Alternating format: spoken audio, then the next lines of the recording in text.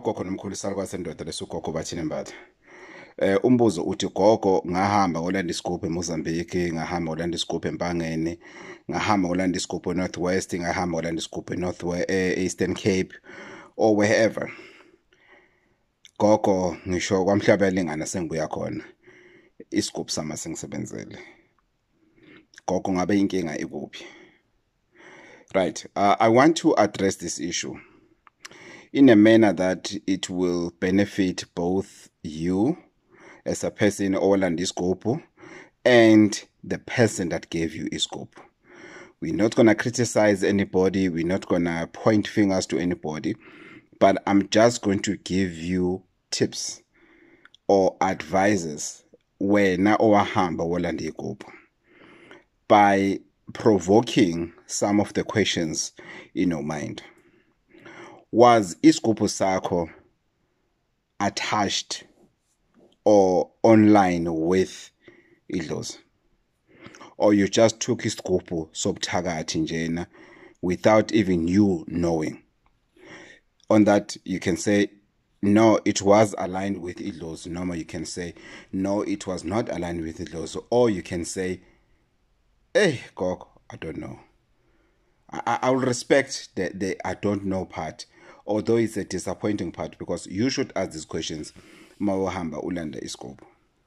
When you got your Sgubhu, whether it was aligned with idlozi or whether it was Sgubhu nje or a starter in a vacuum or the Sgubhu sobuthakathi, are you or were you guided ukuthi you must worship Sgubhu sakho, or kuthiwe njena Sgubhu siyayisebenzela ngaso eceleni? Personally, angisithandi Sgubhu esiworshiphayo. Personally, Sgubhu esiworshiphayo sihambelana nobuthakathi. That is my personal opinion as uGogo Bathini Mbatha. That's why I'm asking ukuthi ngesikhathi uyothatha Sgubhu, what advice did you get? Kuthiwe wenzeni Sgubhini? Uyareport Sgubhini uzoba nomsebenzi la ekhaya, kuzoba nje la ekhaya, siyahamba ke manje siye holidayini ngeke sikwazi ukukhulumisa. That's worshiping Sgubhu. Angisithandi Sgubhu esiworshiphayo, because into ena too much admin definitely ngeke ukwazi ukuyi-maintaina the entire admin at the end of the day. Abanye abantu baye bathi benze igroup too complicated, ne-admin yakhona uyibona ukuthi le vele izongihlula ngoba ufuna ukuthi ungaphindeli kuyena uyothi hayi kwegogo asisebenze Sgubhu lesi. Yes, ngiyenzile all the admin that you told me about, but asisebenze. So if ever uthathe Sgubhu se-admin, before you go and criticize and tell the person working Sgubhu ukuthi asisebenze in, make sure ukuthi Sgubhu sakho, let me repeat this, make sure ukuthi Sgubhu sakho you are maintaining all the admin that you have been told to maintain. Another thing that makes Sgubhu singasebenzi is not maintaining whatever admin you were told about. Ukuthi kuze Sgubhu sakho sisebenze, you need to do this, you need to do this, you need to do this.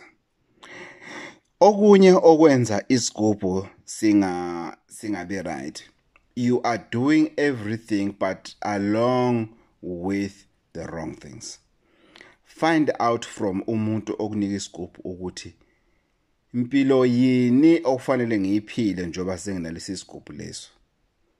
Angiyithandi ke mina impilo different from the impilo beso ngiyiphila, ngoba nakho ngabile ngolanda Sgubhu kuwena eNorth West usungitshela manje ukuthi impilo yami sefana ngiyiphile kanjena, ngingasenzi lokho, ufana ngafaka icathulo ngenzeni. Personally, I don't like that. And it's up to individuals, because we all want money in different ways. I don't want anything that has too much admin. That is my personal opinion. Then it's up to you, but ask questions. What life changes are you going to have to change after usothathe lesi Sgubhu lesi? Another thing that is very, very important, what food must I avoid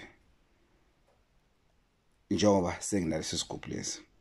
What food must I stop eating njengoba senginalesi scoop lesi? Lastly, what is it that this scoop has to do with idlozi, and how do I address that? What is it that has to do with this scoop that has to do with idlozi, and how do I address that? Because it's very important, guys. Sometimes uthatha igubhu wena usho uthatha isgubhu kanti usuphehla amanzi amnyama. Wena usho uphethe isgubhu wena ilokuza yena usuka sambe kanti uphehla amanzi amnyama. I'll give a typical example. Igubhu zakashandu zakagogo bathini. Mawusithathile isigubhu sakhona, khohlwa. Muke wamenshina nje ukuthi udadewethu noma umfowethu angifuna lungele lutho in khohlwa ngeke sikusebenzele. Asiphehlwa ke amanzi amnyama esakithi isigubhu. Kodwa uma uthi ngicela ukuthi ningenzele lokhu nalokhu nalokhu, nabakithi nibabheke, nengizala nabe nibabheke, nabangizondayo nibabheke, nibanike izinto, nibakhanyisele, babone ukhanya. Oh, esakashanda isigubhu siyajabula, siyakwenza lokho. So it's up to you guys ukuthi uthatha isigubhu esizokusebenzela manje noma esizokusebenzela manje nakusasa naphakade. It's up to you. Igubhu eyisheshayo ilesi sikusebenzela manje. Siyashesha ke leso ngoba sizosebenzela wena kuphela, not even your family, not even your wife, not even your kids.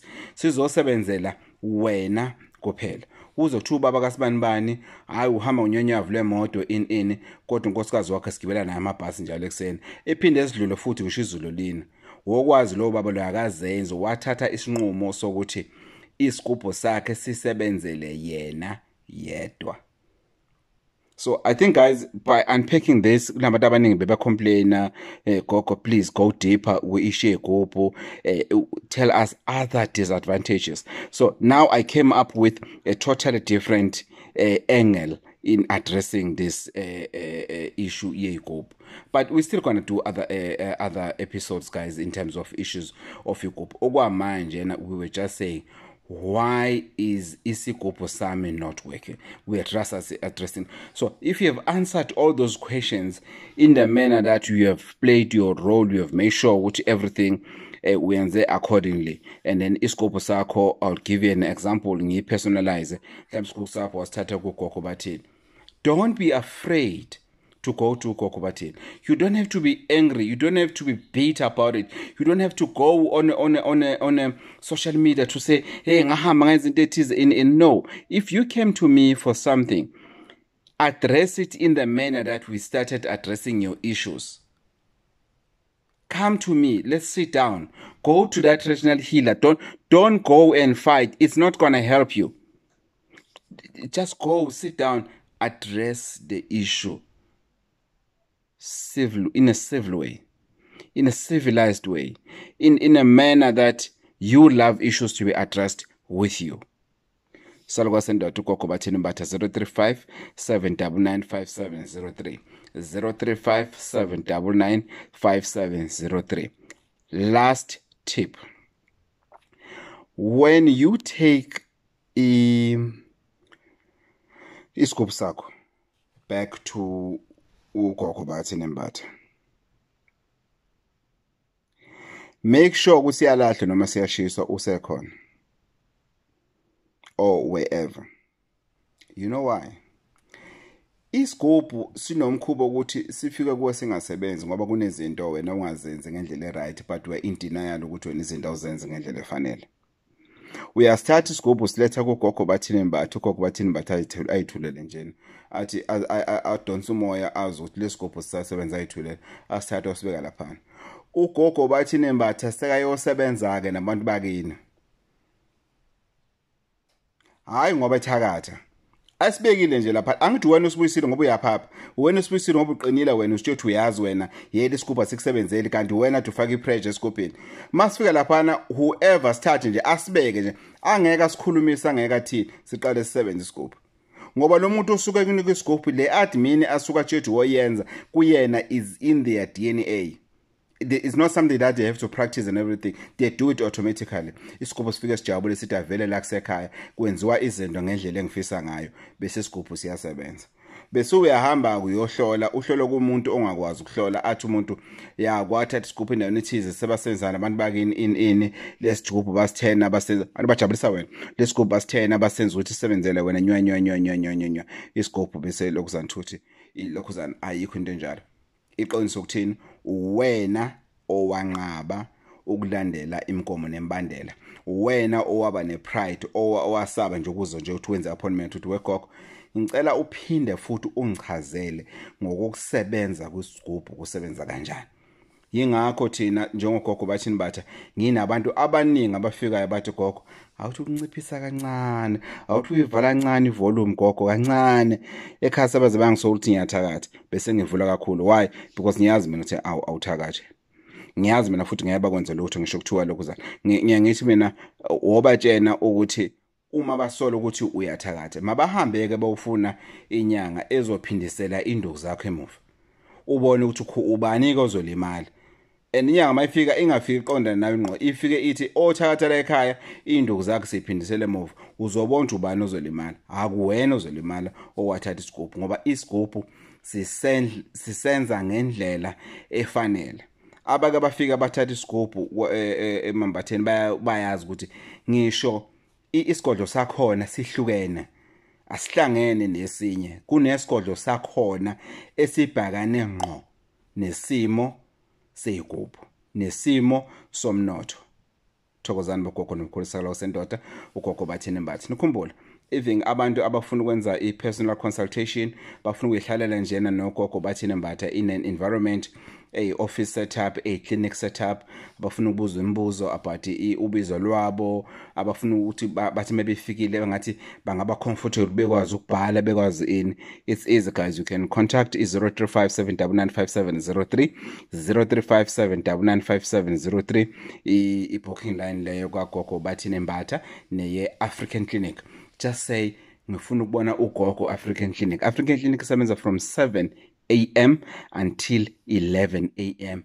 kuphela beyond that angeke sikwazi ukulokhuzana ukuthi sikulinde i-session yakhona is a 30-minute session because lapho sizoke sisebenza ngesikhathi but I feel ukuthi i-30 minutes is enough for umuntu ukuthi ekhulume ukuthi this is what happened or this is what is happening in my life Gogo what do I do from here then we will be able to answer those questions but if you want extra time kulula ukusuka njena ukuthi uzusho it means if you want more time kusuka njena clinic from number 17 Union Street Empangeni and then you drive or you take a taxi to Empangeni la sofika siqedelele khona and then musufika Empangeni there's no extra charge because you've already paid elokhuzaneni for your consultation number 17 Union Street Empangeni African Clinic uyagula uphethe ikhanda lingapheli uphethe isilumo esi-abnormal noma ingane yakhe inesilumo esi-abnormal unesifo samathambo unesilonda esingapheli seminyakanyaka esikuhluphayo